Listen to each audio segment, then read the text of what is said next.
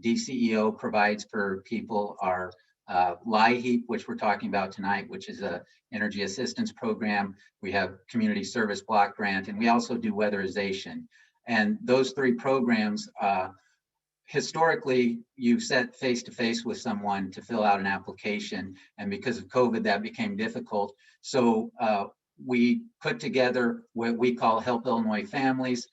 We use some of the funding that Amy referred to, the increased funding, and set up a remote application process. So Help Illinois Families is that the uniting of funding that we had put together, and then putting the website together for the remote application that we'll talk about, and a call center so that people could access the funding that we have. So we have the LIHEAP, which is the Low Income Home Energy Assistance Program, and Community Service Block Grant. We also, as part of the response to COVID, we changed the eligibility. We raised the income level that people need to be under to be able to apply for our services. So I'll talk about that as well. So we expanded services and have more funding, and have tried to make it more available to people. So we're here to talk about Help Illinois Families, but let's give a little history about where we are now. This started back in June.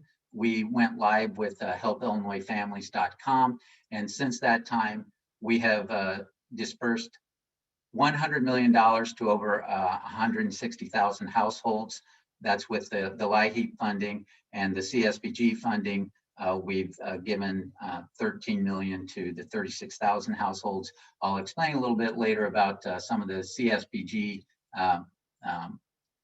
benefits that we have with that program. So, Help Illinois Families, as I said, LIHEAP is the utility assistance, the utility bill assistance. That's the one that's most, for CUB, the one that is the most salient for this conversation. We help with natural gas and electric bills, but also for people who have propane or some other heating source, we can also assist with that. The CSBG has a wider range of help that we can give. It can be everything from helping with babysitting if you're going back to college and you need help. We help with food pantries and rental assistance. Our agencies that we work with are county by county, and every county determines what type of services they need. And if they don't have the service in their CSBG program, they will have someone that they can refer you to. So I have rental assistance up there, and your particular agency may not have rental assistance, but they will know how the federal funding is flowing and who is administering that funding in your county, and they'll be able to send you to that county. So there's quite a bit of emergency rental assistance that's on its way, and the community action agencies that administer our funding, the one in your county will be able to tell you those types of services that are available. And as we go on here, I'll show how you can get a hold of the community action agency in your county. Thank you, David. I have one quick question on that slide. Okay. Okay. On behalf of consumers who may not have ever applied for these programs before, would you be able to give us a ballpark figure of how much assistance comes from these programs? Like, what is the typical, or what is an average LIHEAP grant, or what is an average rental assistance grant, so they know how much we're talking about? Okay, so for the LIHEAP, the utility assistance, the average this year is just over $630 is the average per household.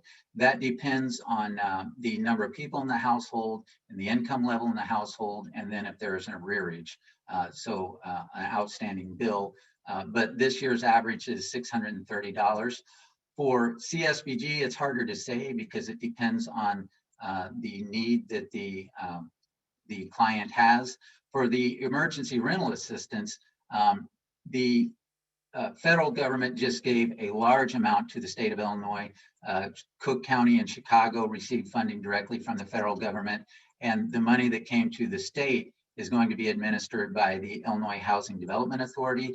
and those benefits can be thousands of dollars. I think 5,000 was part of the program that they ran last year, and they're starting up another round of that in April. So the Illinois Housing Development Authority has information on that.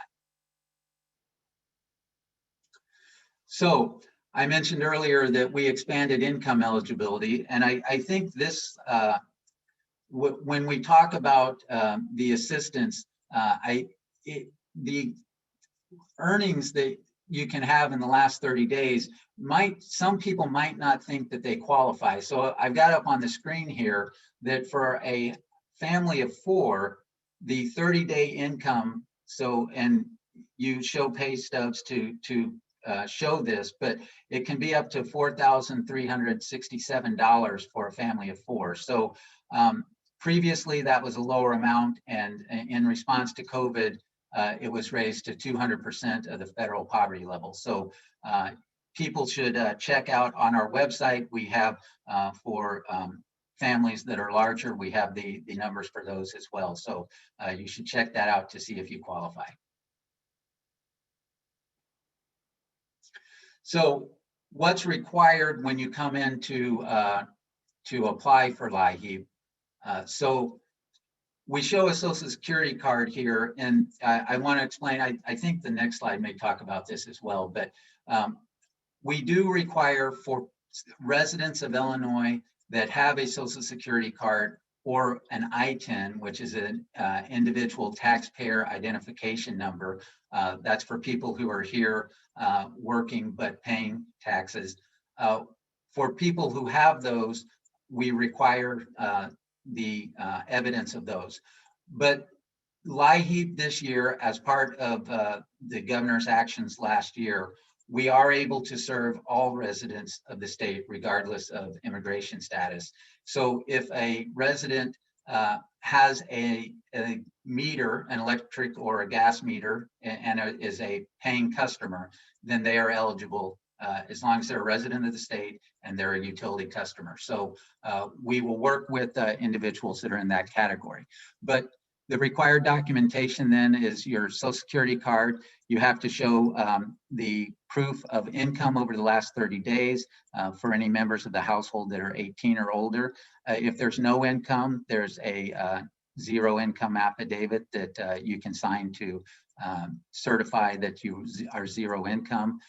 We do count Social Security, veterans benefits, and other, but as you talk to your local agency, they'll explain exactly what counts as income. And then we need the utility bill to get your account number, because these benefits are they're electronic fund transfers that are credited to your account. So we work directly with the utility to get the benefit paid to the customer. And David, I have one question from a consumer. What should a person do if they're paid in cash or if they don't have any income at all? I think you talked about the zero income affidavit. Right. Some of our laborers that get paid in cash. Right. So, you know, I said zero income affidavit. It's actually an income affidavit. So yes, if you get paid with cash, then you can you sign a sheet that says I was paid this much in cash in the last 30 days. I also see a question in the chat. What about a family of 5 on the last slide? So on the helpillinoisfamilies.com, there is underneath that table how it goes up for a family of 5. So that information is on our website. And David, since you paused to answer a question, could I ask one more question? There's Sure. 2 in the Q&A that came in, and they're about CSBG. Okay. One question, does CSBG cover mortgage or just rent?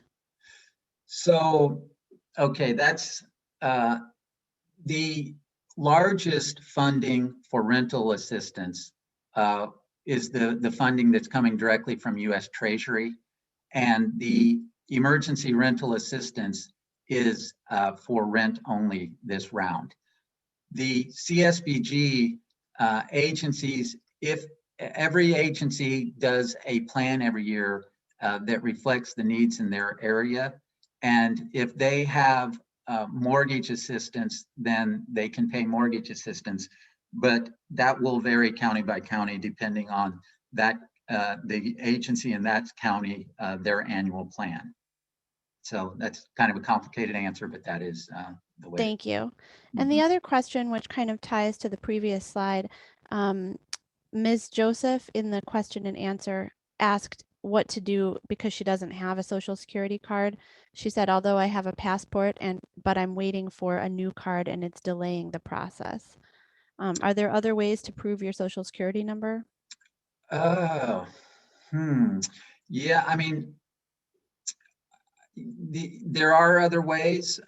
We do have access to some databases. I really think that the local agency would be able to handle that. We do have methods like for the resident that doesn't have a social security or an ITIN, we do have what we call the special identification number. So we can work with someone in that situation. It's it would be an individual by individual. So they would need to contact their community action agency in their county, and then they may have to contact us here in Springfield. Great. Thank you for all that wonderful detail, David. So the expanded eligibility that I talked about earlier, I mentioned the immigration status. So I also saw in the chat, as I'm seeing here, what do I do if I don't have an ITIN or an SSN? The ITINs are put out by the Social Security Administration. So that's, if you need an ITIN, that's where you go.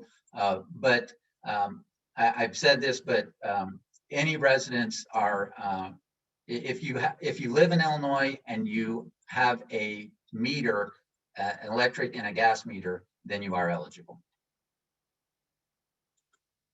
So what is the application process? We've tried to, as I said earlier, historically, it's been face-to-face across the table from an intake worker at one of the community action agencies.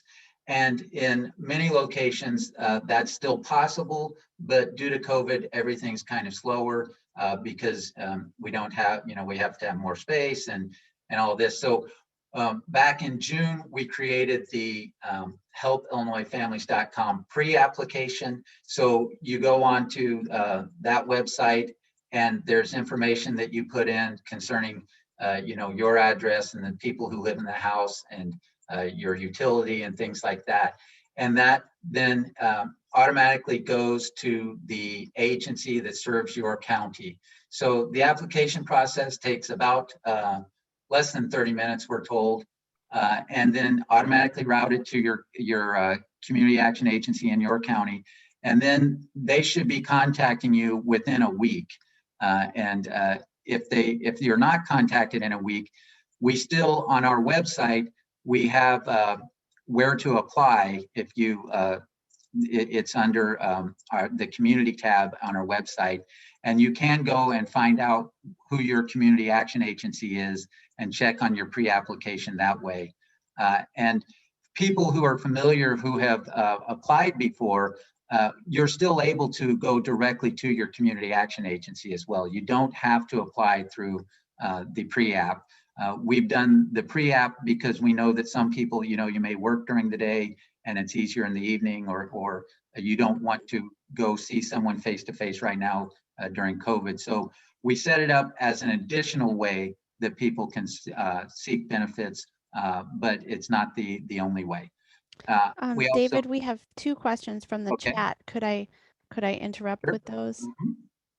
Mm-hmm. One is for probably the content from slide 9, but we do have a gentleman that asked, do you accept Guatemalan IDs for identification?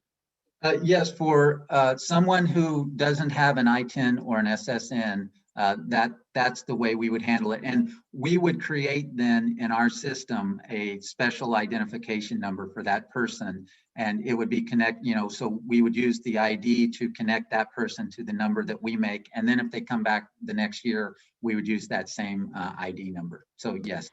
And then on behalf of an agency, they'd like to know, can an agency apply for someone on behalf of a client if the client doesn't have a computer or smartphone. So can a staff at an agency utilize the Help Illinois Families website to input data for their client? Yes, yes, you can, as long as you have the information. And also, another option is the client can call the 1-833-711-0374, and that's our call center, and the call center can help a person apply as well.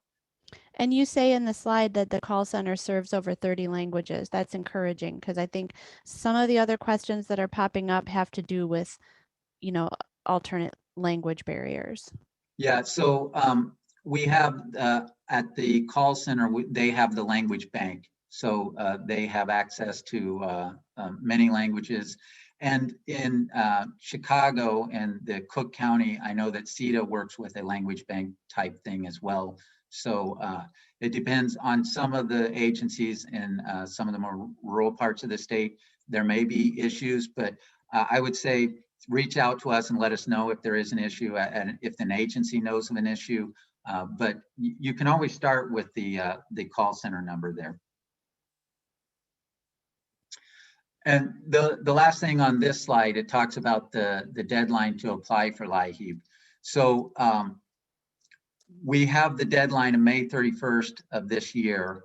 We know that the shut-off moratorium is ending at the end of this month, so it gives us April and May, and then our LIHEAP is considered a heating program, so we don't run it during the summer. We're usually off 3 months before we start again, is our plan this year. Last year we had a shortened period, but for our IT resources and us to be able to reset, we need some time. So what we're encouraging people, we're in the first half of March right now.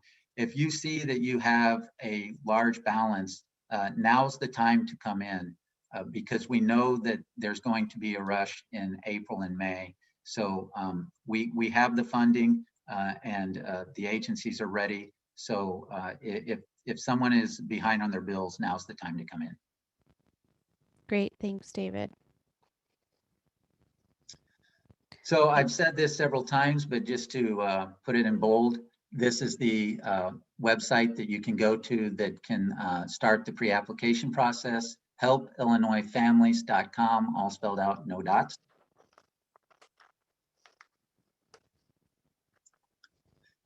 And this is what it should look like when you hit our landing page, the outline of Illinois with Help Illinois Families. That's how you'll know that you are in the right place. And then towards the bottom of that landing page, you will see a button that says pre-application. This is what the pre-application looks like. You see there are different areas of aid that you can, the utility bill assistance, housing assistance. So you can click any of those that apply and it will get routed to the correct agency. And then inside of agencies, if you click the utility assistance, it'll go to the LIHEAP portion of that. And if you click some of the others that are CSBG, it'll go to that. So you may end up being contacted by two parts of the same agency because agencies, they have their CSBG staff and their LIHEAP staff, but all of the assistance can be asked for from this one form. Great, thank you, David. Mm-hmm. Now I have a couple questions about the website. What if a consumer needs multiple forms of assistance and they check multiple boxes? Does that slow their application down in any way?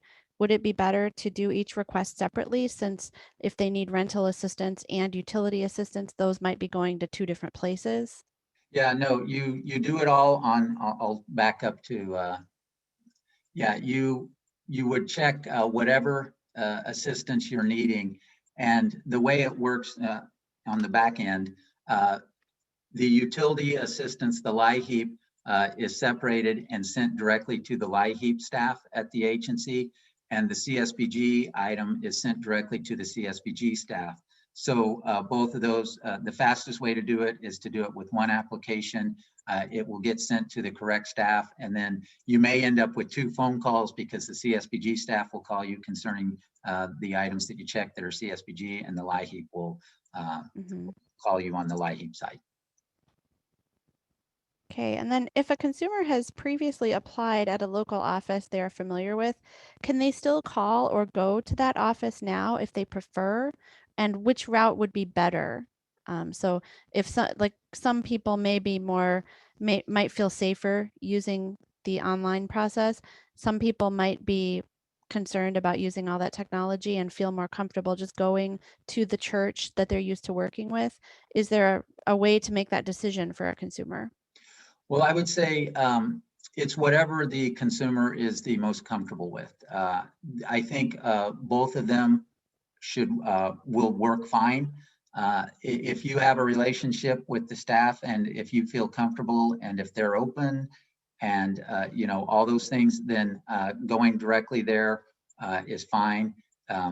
Some agencies across the state are doing it differently. Some of them never stopped doing face-to-face. They may have moved into a gymnasium, and so they had distance between intake workers and handled it that way.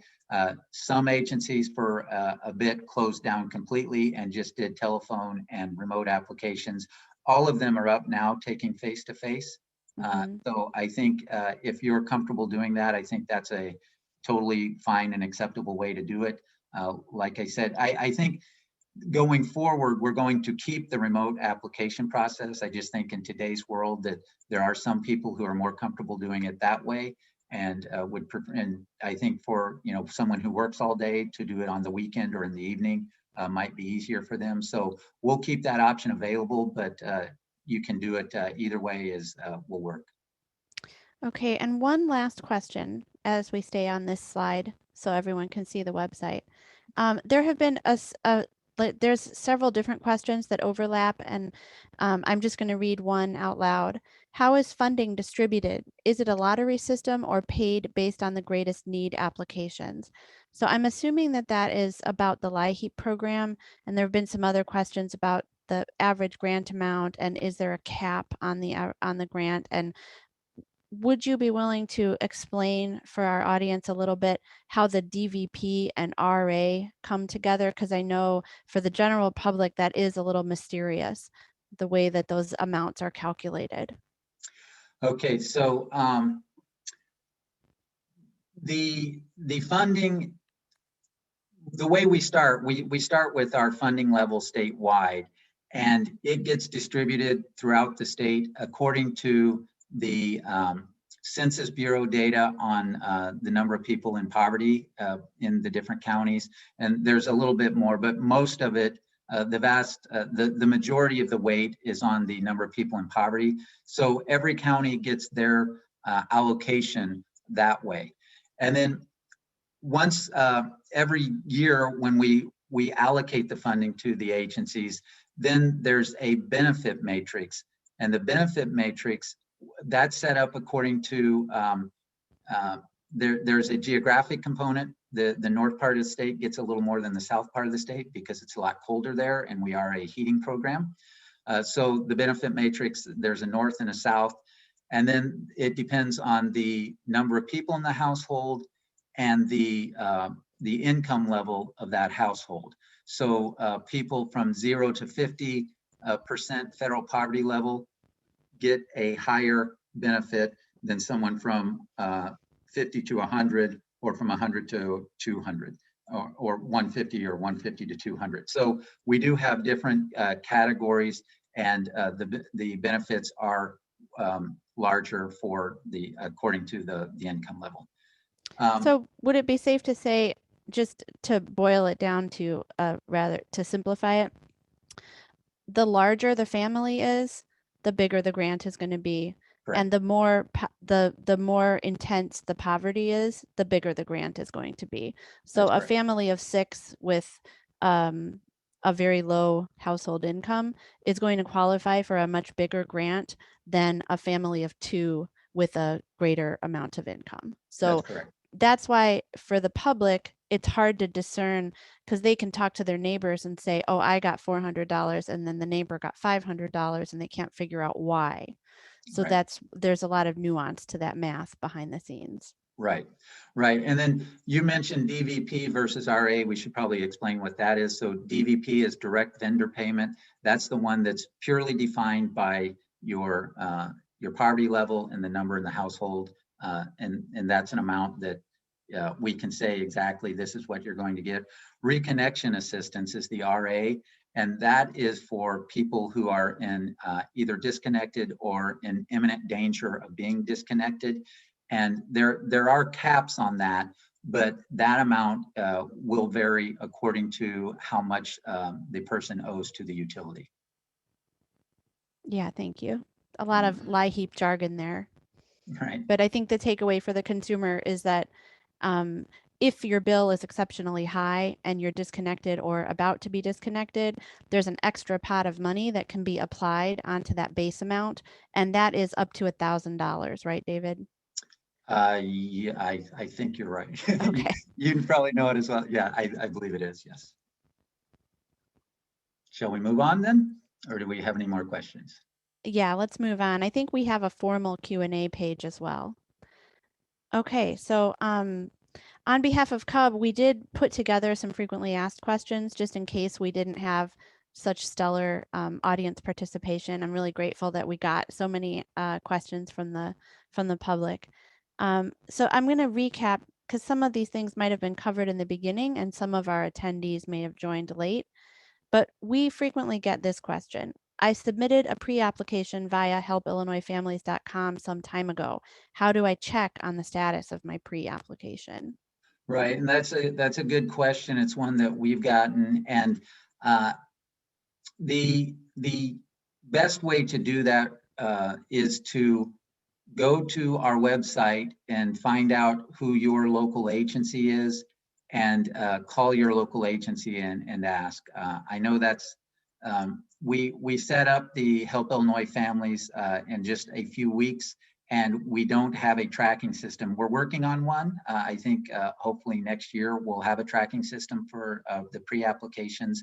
But right now, the best way to check on it is to email or call your local agency for your county and ask them. And we do those are cataloged, so they can't be lost. If someone has submitted one, we have the information on it. So it may just have who knows the reason, but the information is out there and we should be able to help you. Okay, and for those who have gone through the initial process, if they have an application ID number, but they're unable to upload their documents electronically, is it possible to send them by mail or deliver them to a physical office? Yes, yes. And once again, every agency may be a little different, but generally speaking, when COVID came about, as I said before, last year, a lot of it was just passing paper across the table. Now we have several methods to be able to get your documentation. We have the upload process, which you can do with a cell phone. We have agencies that are accepting it through US mail. We have drop boxes that are outside of the agency's office. We have curbside pickup at some agencies where you call and let them know that you're going to be there and they'll come out and pick it up. And you can still, in most agencies, you can walk in and hand them the document during their office hours. So however you can get there. We try not to do, although for some of the documents you could email, but we try not to do email because we don't want to be emailing social security numbers.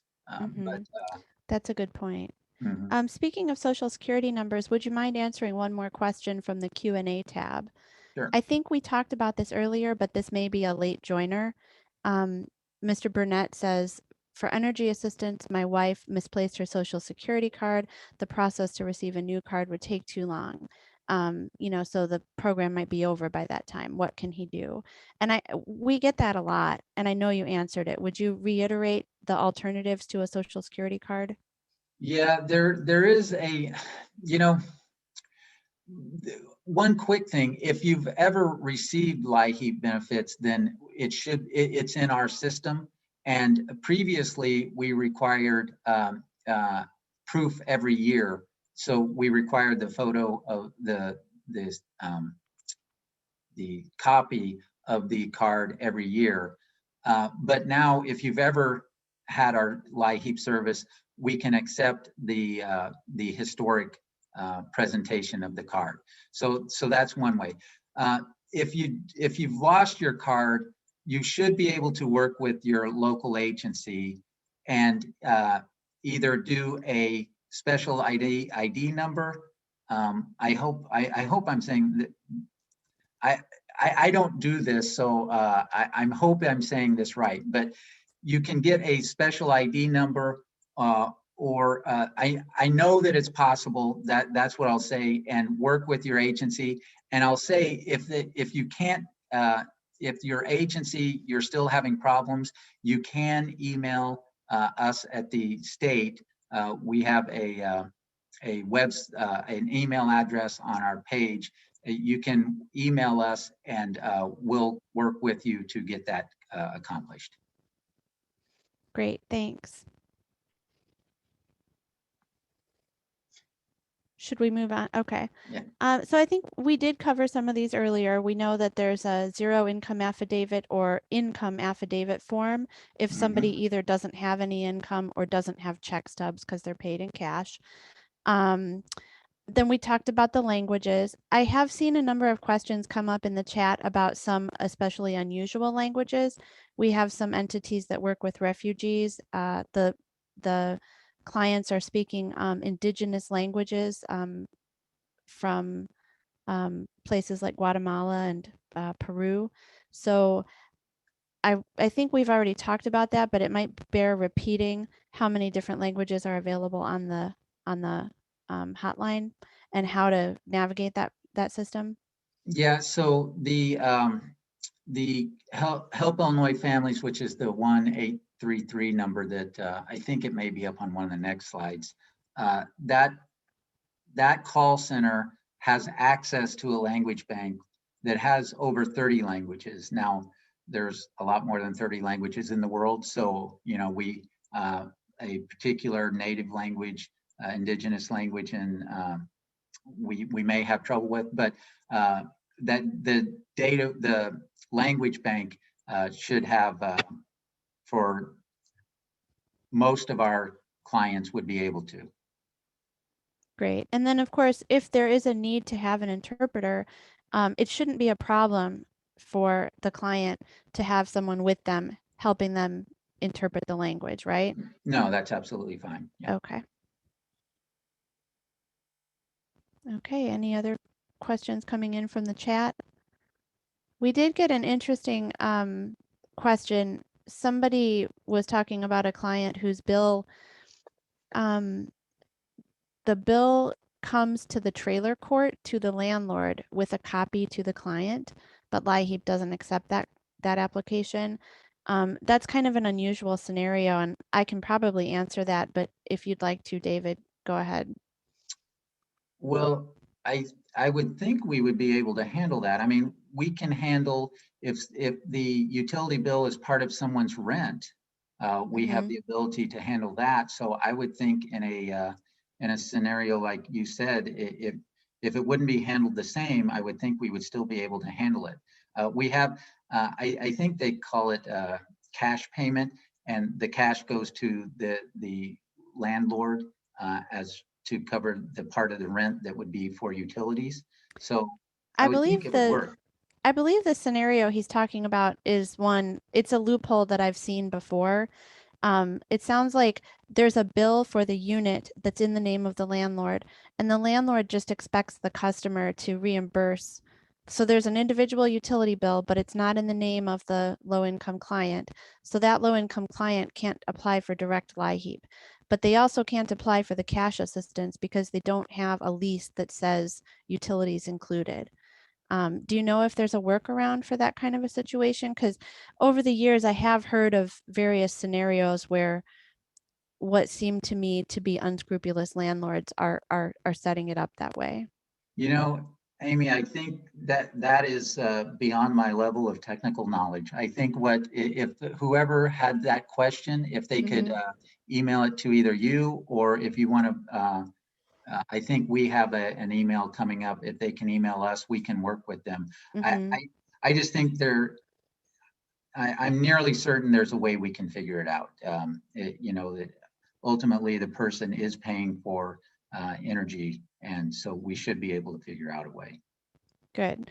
So if any of our listeners find themselves in a situation that seems like a frustrating conundrum, just continue reaching out to your agency or to the state to find out, make sure that there's not a workaround available, because the LIHEAP program as a whole really wants to help those clients. Yes. Sometimes there's a communication breakdown, but there are a lot of tools available to get past some of these barriers. Right. So I see a question in the Q&A, Amy, that says, do bills need to be overdue to apply for utility assistance? So the quick answer for that is the DDP portion. That is an entitlement. That is, if you are at this income level and have this many people, this is the amount that you get. So that portion, there is no need to be overdue. The reconnect assistance is for people who are in threat of disconnection, imminent threat of disconnection. So that the RA is connected to an overdue balance. But no, for LIHEAP in general, the direct vendor payment is for anyone according to their income and household size. And it's not uncommon for some applicants, especially some of our senior citizens, to apply and have a credit on their utility account. So they come in every year at the beginning of the season and they get a few $100s, and that carries them for several months, and it sits as a credit on the utility account. So if you are within the income guidelines for the program, you should apply even if you're not past due, because it's there for you. It's a resource. It frees up money that you could spend on other things. Yeah, absolutely. Yeah, thanks, Amy. That's exactly right. Yeah. So I think if we move on to the next slide, I think, yeah, there's some links. I think we're going to be able to post those in the chat and send slides to our registrants afterwards. But again, just recapping some of the resources that David already talked about. There's a website where you can locate the local agency that serves your area. As he said, we have, I think, 36 agencies throughout the state. There's supposed to be one agency for each county, but some of our agencies serve more than one county. If you're in Cook County, which is obviously our biggest concentration of population in the state, there's a separate number and a separate website that you can work with. The Cook County number for CEDA is 1-800-571-2332. Just saying that out loud because we have some people that are only listening on the phone. And then the CEDA website is cedaorg.net, and then there's some additional things after that. But if you go to the CEDA website, you can locate local intake sites that are just for Cook County as well. Yep. Thank you. It looks like that just went into the chat. And of course, our number once again is 1-800-669-5556. That's for Citizens Utility Board. We take complaints. We don't necessarily like to take complaints about the LIHEAP program itself. So if you're frustrated and you haven't been able to get through to your local agency or to the Help Illinois Families hotline, we would certainly be happy to talk to you and try to help you clarify and get some resolution. So our website is www.cubhelpcenter.com.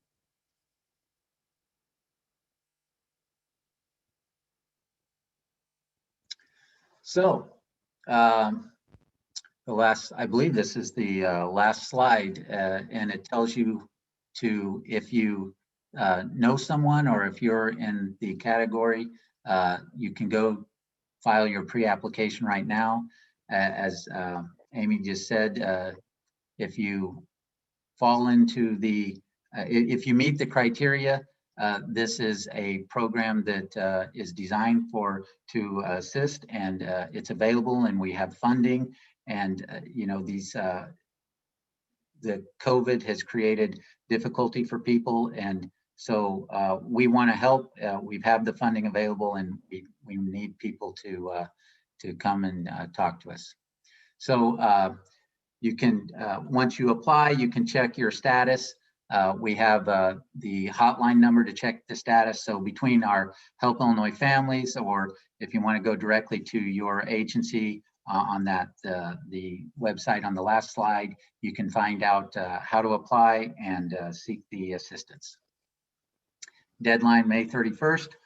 We're open 5 days a week at the local agencies for most of them. I think CETA may run 6 at some of their sites, but the pre-application on Help Illinois Families is 24 hours a day, 7 days a week. Great, thanks, David. I did see a good question come in since we still have some time. Somebody asked, what if your ID is expired? I think that's a good question because in a lot of instances, people are asked for copies of their ID when they apply, and I don't believe that's part of the official requirement. So could you speak to that a little bit? By ID, you mean like driver's license or something? Yeah, I think, what if your identification is expired and will have to update due to identification being mailed out but never received? I'm assuming that she's talking about like her state ID or her driver's license. I don't, if an agency is not Oh, allowing she confirmed it's her driver's license. that shouldn't affect your application for LIHEAP. That, you know, we need proof that you're that person maybe, but, you know, an expired ID would still provide that proof. So if an agency is rejecting the application for that, then you could reach out to us to, that should not keep you from being able to apply. Mm-hmm. Good. I think sometimes people assume that something is going to cause a problem, so they don't, you know, they don't go forward with the application, because Right. in a lot of cases, when you're asking for government benefits or dealing with a government program, you figure you're going to have to show your ID, and my ID is expired. But in Yeah. this particular case, most of it is tied to that social security card or that ITIN. So the photo ID is not, should not be a drop dead requirement. Right. So there are some questions in the Q&A. I see, Amy. A person can receive an RA if they are in danger of disconnect and did not receive it. Right. So if you got a DVP, a direct vendor payment in November, and need RA assistance later in the year, that is possible. You can, so you can get 2 benefits at 2 different times of the year, if that is clear. Yeah. Somebody else had asked that in the chat, and I tried to ask that as well. That's always a source of confusion for the consumer, because if you apply in the fall and you receive a lump sum grant, you may not understand for sure whether or not you have also received, whether that was just DVP or RA. That's a distinction that exists on the back end in the LIHEAP.net system. But so I think that the message that we at CUB give everybody is that if it's springtime and you're disconnected or you're about to be disconnected, if you applied in the fall, go ahead and call the LIHEAP program again and double check and see if you still have RA funds available for your particular account. Does that seem like a good advice? Yeah. Yes. Because we already discussed how the amount varies from household to household. So it's difficult for the consumer to know whether or not they only got the base amount or they got the RA portion as well. Right. Someone asked, when did the moratorium start? That's, in normal years, I could tell you exactly. But normally, I believe is it November 1st, Amy? November 1st to March 31st? Yeah, under the regular regulations, there's a moratorium on disconnections for accounts that have received LIHEAP anytime between December 1st and March 31st. Okay, December 1st. This year, as a result of COVID and some of the legal settlements and negotiation that took place, the moratorium went into effect on September 30th for, or no, it went, I'm sorry, I misspoke. It it was in effect all summer, and then it was temporarily Right, lifted, and it went back in place on November 10th. I believe right, November 10th was the date. So it was earlier than normal. right. And we're not going to be able to get any more extensions on that. So it's really important that folks understand there's a lot of disconnection notices going out right now. And it's important that you apply for LIHEAP. A whole nother dimension that we haven't had a chance to really talk about is that once your account receives a LIHEAP grant, the utilities flag it as a low income account, and that allows the consumer to access special consumer protections that are part of the state regulations. So once your account receives the LIHEAP grant, you'll be eligible for a lower down payment on payment plans, eligible for a waiver of certain late payment charges. There's a host of smaller protections that are extra for low income consumers. So it definitely makes the whole utility experience better if you if you can apply for LIHEAP and receive it. Okay. Someone asked if will the new bill that passed change anything? This LIHEAP season, which ends at the end of May, it will not change. Those benefits are set.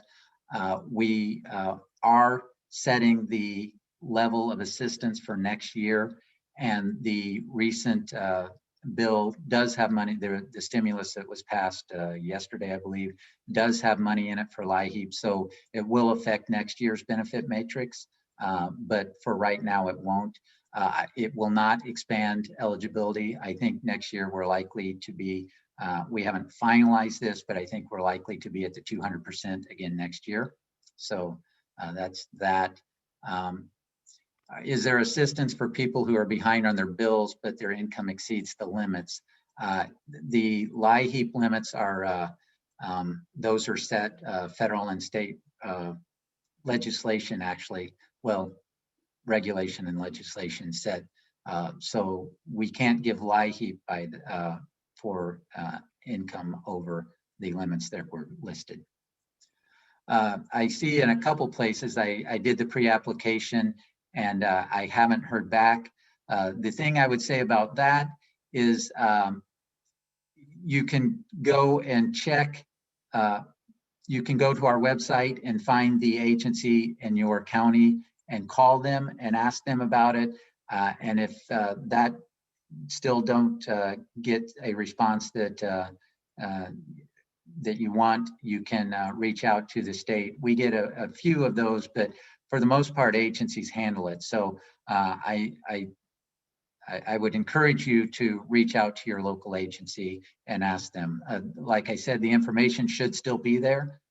We don't delete it, but reach out to your local agency to see what the status is. Great, thanks, David. Is this our very last slide? Yes. Okay, I think we've already covered a lot of discussion. Yeah. So I would like to thank all of our Hey, attendees for all the great questions. Yes. this is Jim. Sorry, there might be a few others. I just want to make sure that we've covered all the questions. That would be great, Jim. Can you facilitate that? Because it's hard Yeah, when we're on camera to be monitoring all that as well. no problem.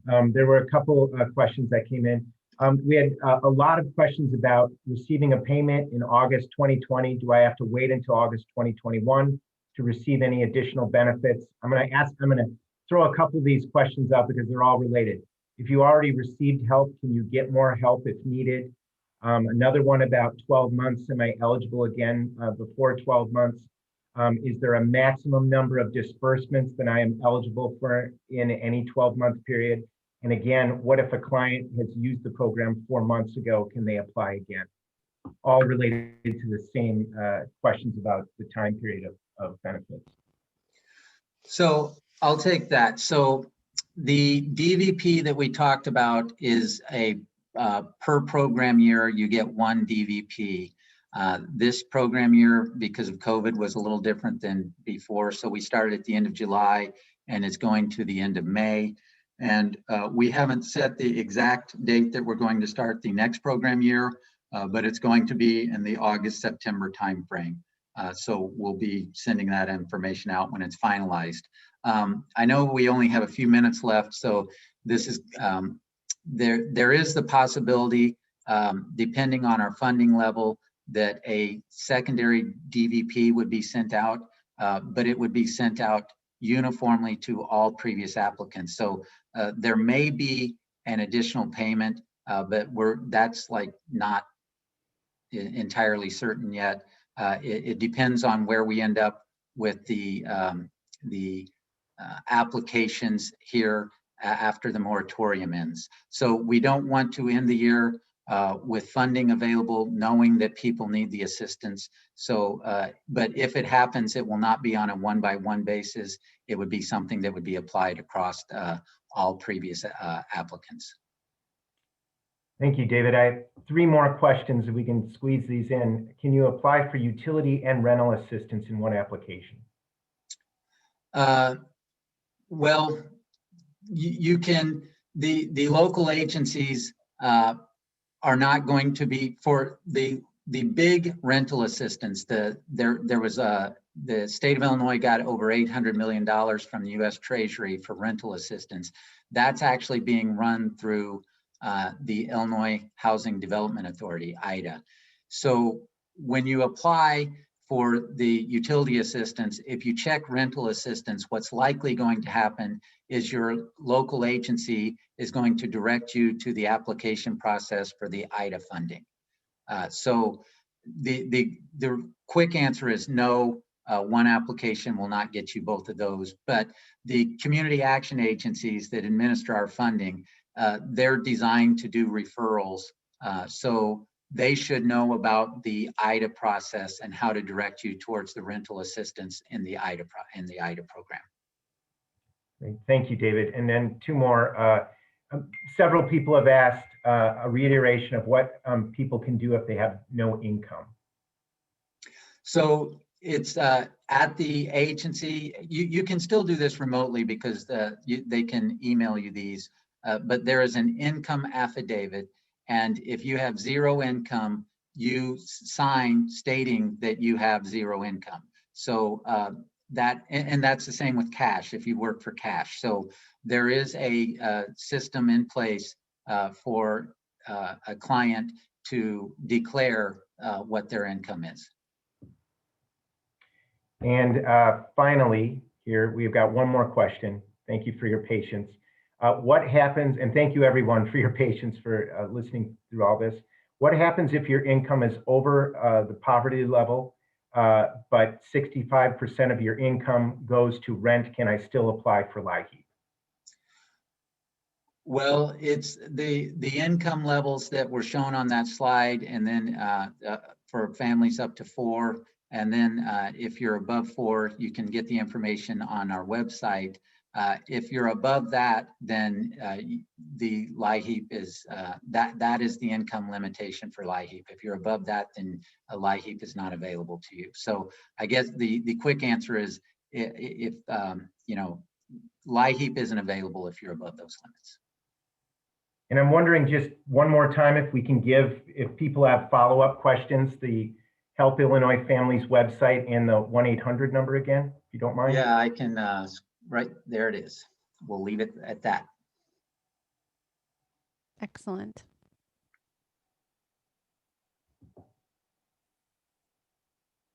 Well, Amy, I think we did this right on time, huh? Yeah, my clock just turned 7 o'clock. Yeah. We haven't lost very many attendees, so I'm really grateful for you joining us tonight. This is such important information. There's so much confusion around how the LIHEAP process works. It's a very complicated program, and you did a great job breaking it down. So thank you again for joining us, and thank you to our audience. Yes, and thank you, CUB. This was great. We're happy to be able to talk about our program.